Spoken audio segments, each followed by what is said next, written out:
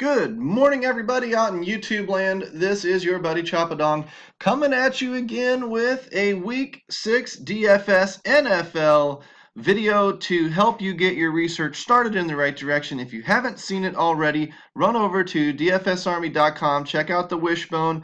It's a great little article that I put together every week. Of course, I'm going to think it's great, but I do, so there. Great little article every week designed to point your research in the right direction, get you thinking about who you like, who you don't like, what games you should be targeting and why. And we're going to run through that a little bit today. And I'm going to talk about something that is really one of my pet peeves in the industry. And when I was a beginning player, it really drove me nuts that everybody would talk about every single game. They would go down game by game by game and talk about who they liked in every freaking game. And I thought to myself, that's not possible. I mean, at Carolina and Philadelphia, Carson Wentz, Cam Newton, Kelvin Benjamin, Zach Ertz. Okay, you like those guys. Good for you. At Houston, we've got Cleveland. We've got Deshaun Kaiser or whoever they're running out there now. And we've got Deshaun Watson, and we've got, DeAndre Hopkins and Lamar Miller and Will Fuller. And over on the Cleveland side, there was a Kenny Stills sighting. And okay, those are the main players in those games. Gotcha, Cheech. New England at New York Jets, Tom Brady, Mike Gillislee, Chris Hogan, Gronk. Over the Jets side, we've got a quarterback, hasn't been turnover prone, hasn't been playing all that bad. We've got Balil Powell. Now we've got the tight end, ASJ, and of course the New England defense sucks, so we should be Okay, how hard should we be targeting them? How much do I like Zach Ertz versus Rob Gronkowski? How much do I like DeAndre Hopkins versus Kelvin Benjamin? You mentioned all their freaking names. Which ones do you like more? Which ones should I be focused on? Oh, well, I'm sorry, sir. I'm only paid to tell you the household names in all of the games and tell you that those guys are playing this week and you're supposed to go figure out the rest. But by the way, join my site. Pay me $80 a month and I'll tell you more about Rob Gronkowski and how good he is at tight end. And screw you, man. That's not teaching anybody anything. Now look. Inside the DFS Army, we dive in and we teach you process. We teach you fundamentals. We teach you how to pick between those players. We don't build the lineup for you, but we do banter back and forth with you and teach and tell you everything that we know about where we're looking, how we're finding these numbers, and where we're coming up with the plays that we come up with. The plays that, quite honestly, produce second place finishes in the Sunday Million on a case. We've had a $380,000 winner a couple years ago. We got a $150,000 winner last week with a $5,000 winner. Our own founder won $2,200 by taking down a primetime turn. Look, we know how to win, period. I'm sick and tired of all the people out there on the internet talking about how great their website is and you buy lineups from me and I'm going to turn around and get you to win a 50-50. Man, screw that. That's not my style. Don't get me wrong. My style is very much winning 50-50s, triple ups, quintuple ups, and stuff. That's how I build my lineups. If you need the fundamentals and you need to start somewhere, you plug into me. You talk to me. We go back and forth. I'll get you exactly where I am as a player, and I'll pass your ass off to the guys that can take you even further. That's what I do. I don't stop there and take your money out of your pocket and affect your bankroll by being some little weasel ass that turns around and sells every little lineup and every little pick I got. That's not what I do. I like helping people. I like bringing you into the DFS Army where we can sit down one-on-one, find the holes in your game, and get you up to speed so that you can become a player too. Period. And if you get further beyond me, and I hope the hell you do, I'll pass you off to our other coaches who are even better than I am. Because we've got a few of them. Okay? That's just the facts. If you're listening to anything else out there on the web, you're just being screwed. You're being taken advantage of. Sorry, that's how I feel. I like a lot of people. I use a lot of different resources myself, but when it really comes down to everything, we've got the track record, we've got the coaches, we've got the forum that talks one-on-one and actually helps people. We've got people that want to help people. So DFSarmy.com. Take a look at the website. Join us. Become a VIP. You will not be disappointed. In fact, we just have way too many testimonials. I'm not even going to go into showing you. I'll show you from time to time. But now what we're going to do today is we're going to dive in a little bit to these games, and we're going to talk a little bit more about why we're picking certain players, okay? Because it really frustrates me when, oh, I can name every running back in all these games, but then I'm not going to tell you why we like one over the other. And I'm not going to tell you entirely that today because we're going to run out of time. But what I'm going to do is give you a short list. Because when I start my research by writing the wishbone, I'm diving in to finding maybe the chalk game of the week. Duh. It's not hard to find. You know, some other spots that should score well. Duh. Those aren't hard to find. But then we're going to focus on those games and we're going to dive in and pick from the best players within those games. That's where you start coming up with some of these names that should be rather chalky. Occasionally you find one that's a little bit of a pivot, but most of the time you're leading towards a chalk. These guys are hitting my short lists. So where am I starting this week? Well, I'll tell you a little funny thing about the DFS world. The FanDuel pricing or the DraftKings pricing tends to jack their quarterbacks up, but quarterbacks are not as important as you think. Your most important position, if you're building it now, if you're going off the wall to try and win the Sunday Million, by all means, go wackadoodle. Go full on wackadoodle and start throwing darts and start taking chances on guys coming off injury. Start taking chances off of guys in games that aren't supposed to score that high because you think that this guy has 2 TD potential and he could blow up at any time. Great. That's revenge narratives. His mama's going to be in the audience. He just had a baby last week. I don't give a crap what your theory is. In GPPs, it is viable. That's why you don't find us critique a lot of GPP lineups inside the DFS Army. You guys throw this out all the time. Hey, how's this look for a tournament? Man, shit, I don't know. Could do great. You loosely adhere to a few fundamentals. You know, you stack up a QB and a wide receiver or a QB wide receiver and a tight end. And then maybe if you really want to go crazy, you run them back. One of the things I like doing was if a team is scheduled to score a lot of points and have a big lead, I know they're going to be using the defense probably had a good game, and I know they're going to be using the running back. So I'll correlate the defense with the running back, like a Pittsburgh Steelers and a Le'Veon Bell. And then I'll turn around if I can afford it. And on the other team, I know what's going to be happening late. You're going to be chucking it. So if you're facing the Miami Dolphins, I would turn around and throw a Ryan Tannehill, Jarvis Landry, you know, and maybe, you know, a Julius Thomas or whoever the tight end used to be down there at that point in time, and I would run it back with the Le'Veon Bell in there. And if the game shoots out and goes crazy, I'm all over the place in that one. That's fine for tournaments. You need to pay a little bit of attention, but really and truly, random crap happens. Even stuff that goes against the correlation book happens, where a defense on one team and, you know, a wide receiver on the same team that don't correlate well both have big games, and then the running back on the other team's Leonard Fournette goes for 200 yards and, you know, 2 touchdowns when he wasn't supposed to because they were playing from behind or whatever the case was. I'm making crap up off the top of my head, but sometimes that stuff flies in the face of the correlation book. So for GPPs, you toss that stuff out. But for fundamentally sound lineups, the type of lineups that I build, that I teach people to build, quarterback doesn't matter that much. What matters is your running back. Your running back is the most consistent source of points you have outside of quarterback. And it's funny because that's why quarterback doesn't matter, but it's exactly why running back does matter. Running back gets most of the touches on the game. If he's a true workhorse back, if he's in a committee, screw him. You can't hardly tell which guy's going to get the work, and game flow matters. And if a team's way behind, it just... They're going to use the pass catching back, and if you ran the LeGarrette Blount, you just kind of are out of it. It doesn't make sense. You want to focus on the running backs that get all the touches independent of game flow. Kareem Hunt, Le'Veon Bell, Leonard Fournette for sure, David Johnson when he wasn't hurt, Devonta Freeman to a certain degree is in a 2-to-1 ratio with that Tevin Coleman, but they're used pretty much the same. But look, you know, Melvin Gordon gets a lot of the work when he's not hurt. Todd Gurley, of course. Look at these guys are at the top of these salary charts for a reason. Yeah, you find your Antonio Brown, and he's great. But I can also find a couple of other receivers for almost half his price or for 2/3 of his price that have similar ceilings on given weeks. I cannot find that with running backs.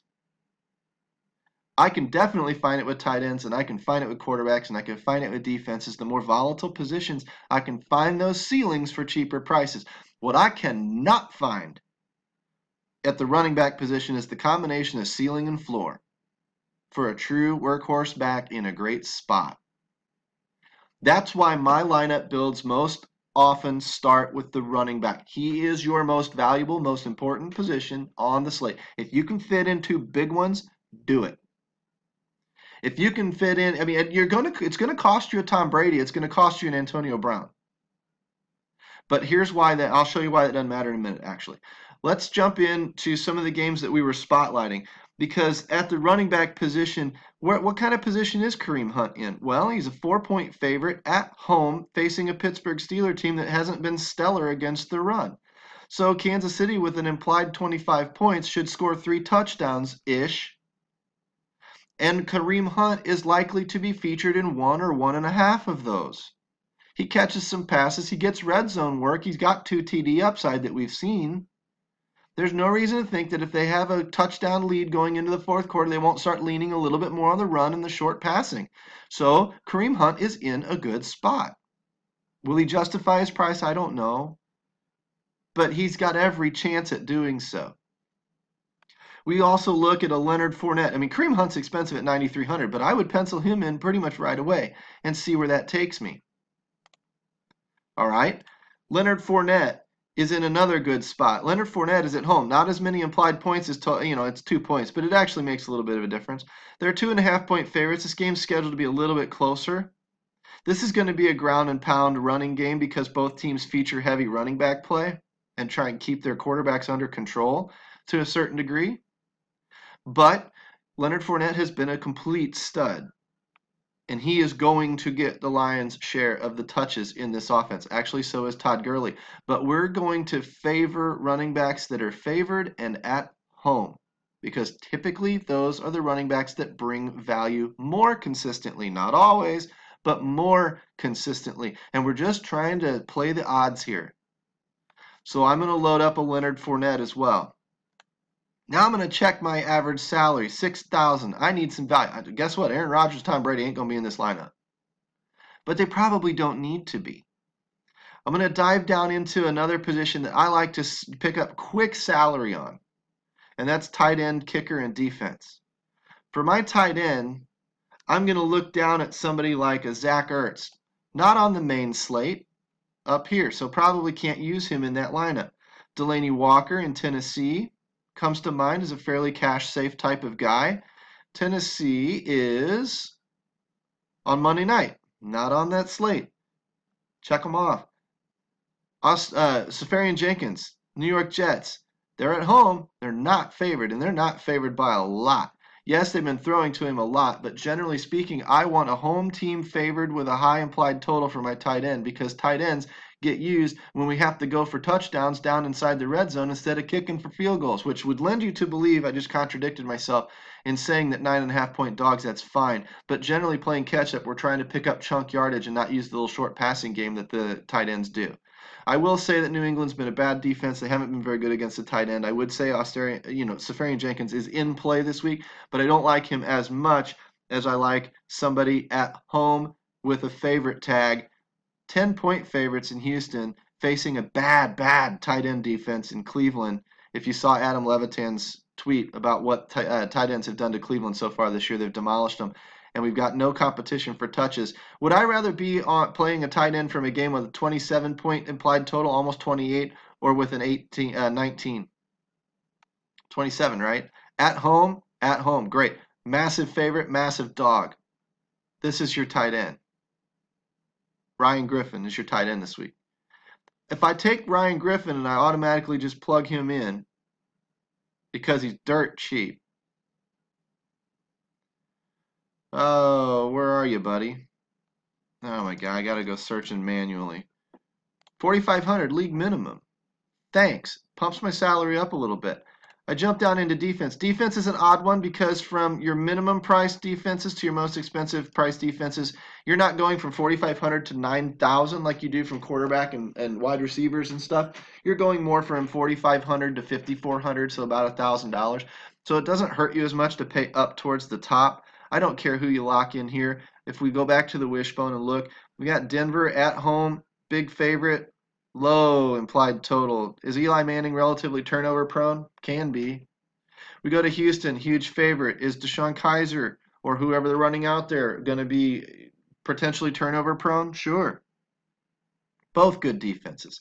If you're looking for some value to pick up, I would look at, say, Baltimore down here at 4,900.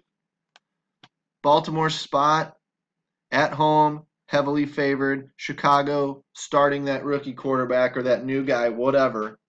Low implied total. Let's do that. Let's save some salary and let's plug Baltimore in.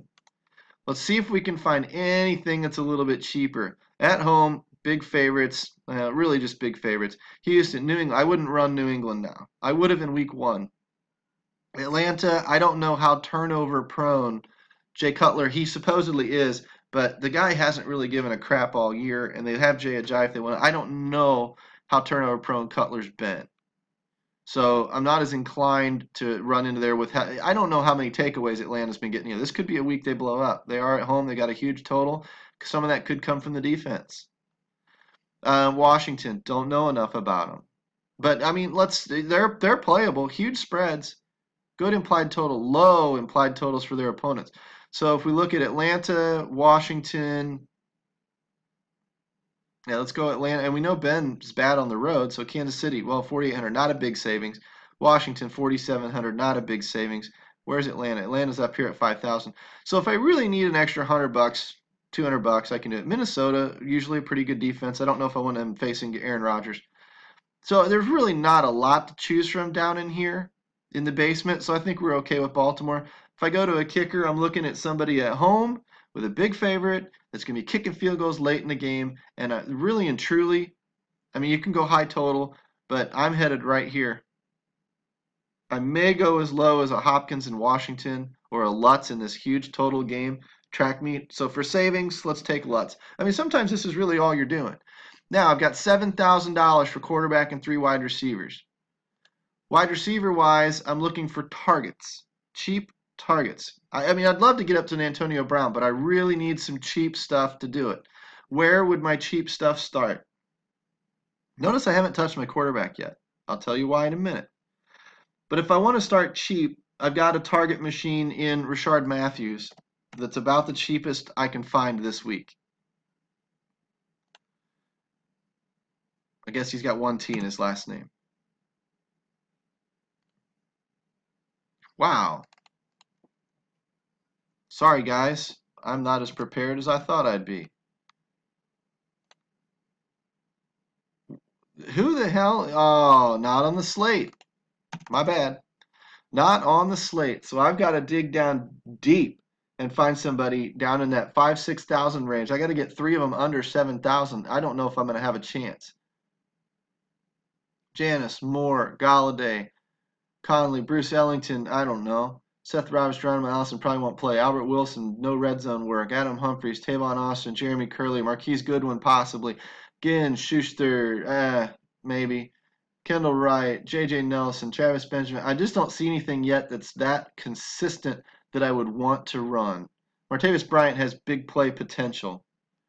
Don't know. Robbie Anderson, garbage time. Robert Woods, Jerron Brown, Allen Hearn. Nothing. This is hurting. Hurting for certain.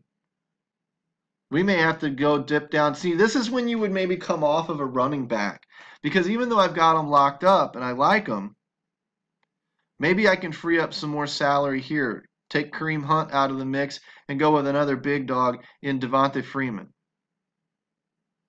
Devonta Freeman's at home in a track meet, should be running the ball late, should be getting the work. I'm not opposed to that one. Even better yet might be Todd Gurley. It's a little bit sneakier. Saves me. Now I'm up to 7,250, so maybe I can play a little bit down into that 6,000 range where I was before. I don't want to attack Minnesota's defense necessarily. Thielen, okay, Green Bay's secondary is not good. Lots of targets. Jarvis Landry, lots of targets. High-scoring game, let's double-check. Miami, 47, 18 implied total. Doesn't look great. Larry Fitz, Maybe. Arizona, Arizona, Arizona. At home, 21 points. Ugh. Tampa Bay, not a great secondary, so let's plug in Larry Fitz. Now look, we're up to 79.50. Now what happens if I reach way up to the top and go with Antonio Brown? 6,700 for quarterback. Can I make it work? Case Keenum, Eli Manning, Brian Hoyer, Trubisky. I don't know. Maybe. I'm not real comfortable with it. I'm going to come down more in wide receiver. Michael Thomas's price is jacked up. DeAndre Hopkins, how can you go wrong? Let's do that. What do we got? 7,900 left. Can we get Deshaun Kaiser? Or Deshaun Watson? Boom. There's a lineup. You know? It's okay.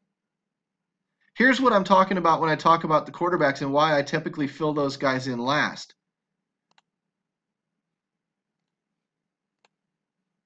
Aaron Rodgers, $9,000 quarterback. 20, 20, 25, 20, 18. It's about your point spread, right? He's as rock solid as they get. He's got a high floor. He's got a great ceiling of, almost 30 points. I mean, we know Aaron Rodgers can do that. Let's look at a cheaper quarterback, Deshaun Watson. $7,900, $1,100 difference. 35, 34, 22, 17. The game he didn't start was the bad one. The first game he started, 17 points. He hasn't ever looked back. And he was a hell of a lot cheaper back then, too. He's still not up there to the 9,000 he's playing at. He's better quarterback than Aaron Rodgers right now. That may change. He doesn't have the history that Aaron Rodgers has. Go through some growing pains, whatever. But this is why quarterback doesn't matter so much. Quarterback touches the ball on every play. They've got a floor of 15 points usually. And if they run the ball, they've got a high floor of, maybe 20. So if that's the case, and I've got all these guys scoring somewhere between, say, 15 and 25 points. Oh, there's your Sunday Million winner again, in case you haven't seen that. Carson Palmer, 7,100, almost full $2,000 off, and he's still getting you 15 to 20 points. Am I right? Kevin Hogan, $6,000. Game he started, 15 to 25 points. So, yeah, I'd rather have 30 points out of my quarterback. If I don't have to pay, if I want to save the $3,000 and I can take that $3,000 from Aaron Rodgers down to Kevin Hogan, and instead I can get both Le'Veon Bell and Leonard Fournette, or Kareem Hunt and Fournette, or Kareem Hunt and Bell, or Kareem, whatever, then, hey, I'm golden, man. I can cough up a little bit of the ceiling off of my quarterback to take the floor at the cheaper price to go up in running back, or maybe go up in wide receiver and really turn some construction tips on their heads and put in together. The overall lineup gets better as a result of that, because my quarterbacks are not going to go below 15 points too terribly often. I will tell you this, if I come down here with an Amir Abdullah and decide, let's save money at running back today, 4. I'd rather pay $6,500 for a quarterback than a running back, because I don't want this. I want the 17 points out of the Chicago quarterback more than I want the 4 points out of the Detroit running back. He's their feature back. Gillislee, he disappears.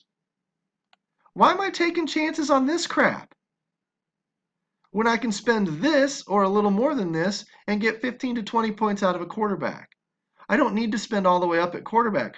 Where I need to start spending up is at running back, because I'm getting into these double digits. I'm still shitting the bed some if he doesn't get the touches. Now, C.J. Anderson should get the touches. In 3 of his 4 games, he's gotten over 20 touches. He's getting some targets in the games, too.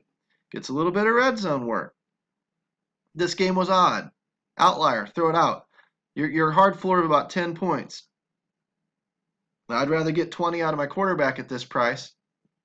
But this is not a bad spot to save, make some value up.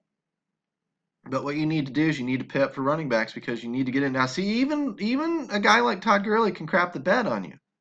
But generally speaking, we're getting the workload, we're getting the volume, we're getting the targets, and we're getting the points because of it. That's why I spend up. Amir Abdullah doesn't have this upside as often as 4 out of 5 weeks. He hasn't shown it yet. Don't spend down and take. Now, in a GPP, take a chance on him. Maybe he catches 1 out of 5 games where he puts up a good score. I'd rather take 4 out of 5 games with a Todd Gurley. So another construction that I could do if I wanted to go for value is go with Gurley, C.J. Anderson, Two feature backs, good floors, good spot that should, bring up the floor. Now I'm at 6,300 per player instead of 6,000 per player. So if I go to tight end and I throw in a Delaney Walker, well, don't have him on the slate, my bad. Let's go back to Griffin for the ultimate in savings. Oh, you know what? Let's do Jenkins instead. Just for kicks, do it a little bit differently because we got a little bit extra money to burn. And for kicker, we'll go Hopkins this time, right? For defense, let's pay up and go Denver. I'm still at 7,200 and my lineup's different. 7,200 for 3 receivers. Now, if I wanted to save money again and go Ravens, back down where I was, cut off of Safarian Jenkins and go Griffin again, I'm at 7,600. I can work with that.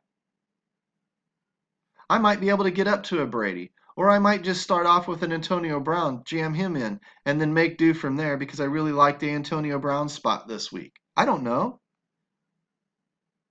But when I'm comparing these guys side by side, I'm looking in their price ranges. Deshaun Watson at 23 points per game and a 35-point ceiling and a 17-point floor at 7,900. Why do I need to spend any more than this? Just eat it. Just eat the chalk. Because going up, I'm actually getting lower production. Why would I do that? If anything, I need to spend down and look for similar production. Alex Smith, this is going to fry your brain. Alex Smith, the game manager, 26, 27, 15, 16, 30. We know Alex Smith has a 15-point. It's a hard floor. But a 30 and a 26 and a 27-point ceiling? I mean, man, that might be my alternate over. Say I wanted to run in a GPP and I wanted to run him with, Tyreek Hill. Boom. Now I go back up, I take my floor at receiver, and I go to Antonio Brown. Maybe I don't even do that. Maybe I take out, say, I run CJ Anderson in the turn, and I come up to Kareem Hunt and take every piece of every touchdown that I get offered out of that Kansas City game. I can still play with 7,300 among two guys. I can get target machines like Hopkins, and then at 6,600 I can drop down and take Larry Fitzgerald. Not a bad lineup. This is what you have to do. You just finagle, flip, and flop and play. But you start with the same core, and now you guys know why you start with the same core. Build your short list based off of games that are going to be high-scoring games on one side or the other, or a shootout like Detroit and New Orleans. Both sides of the game are relatively high-scoring.